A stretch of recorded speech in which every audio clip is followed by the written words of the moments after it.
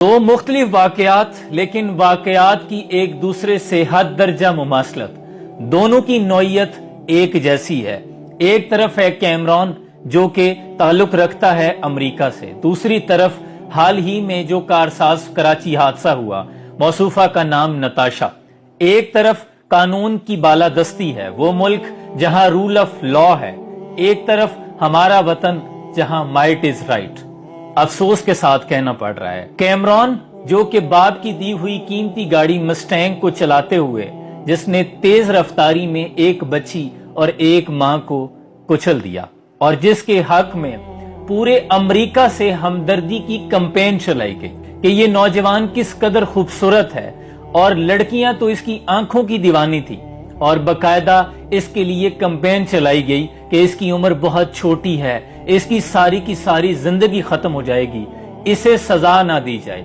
لیکن چونکہ وہاں قانون کی بالادستی ہے، جج نے تمام لوگوں کے جذبات کو بالائے طاق رکھتے ہوئے اس 19 سالہ نوجوان کو 24 سال کی سزا سنا دی۔ اب دوسری طرف پاکستان میں آ جائیں، یہاں بھی واقعے کی نوعیت اسی طرح کی کہ ایک قیمتی گاڑی V8 7 کروڑ کی گاڑی محترمہ اوور سپیڈنگ اور نشے کے عالم میں چلاتے ہوئے کتنے ہی لوگوں کو کچل دیا، آمنہ کے خوابوں اور باپ کی زندگی کو کچل دیا، اور یہاں موصوفہ کو پہلے ہی روز ذہنی مریضہ قرار دینے کے لیے کوششیں جاری تھی، اور ابھی تک اس کا کوئی نتیجہ نہیں نکل سکا۔ کیا یہ پاکستان کا آئین ہے؟ حضرت علی کرم اللہ وجہ الکریم نے فرمایا تھا کہ کفر کا نظام چل سکتا ہے، جس معاشرے میں ظلم ہو، ظلم کا نظام نہیں چل سکتا۔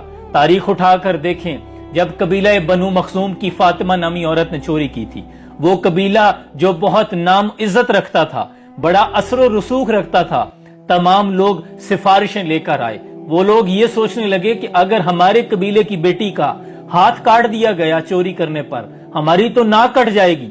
تمام لوگ سفارشیں لے کر آئے، کوئی بھی سفارش کرنے کو راضی نہیں تھا۔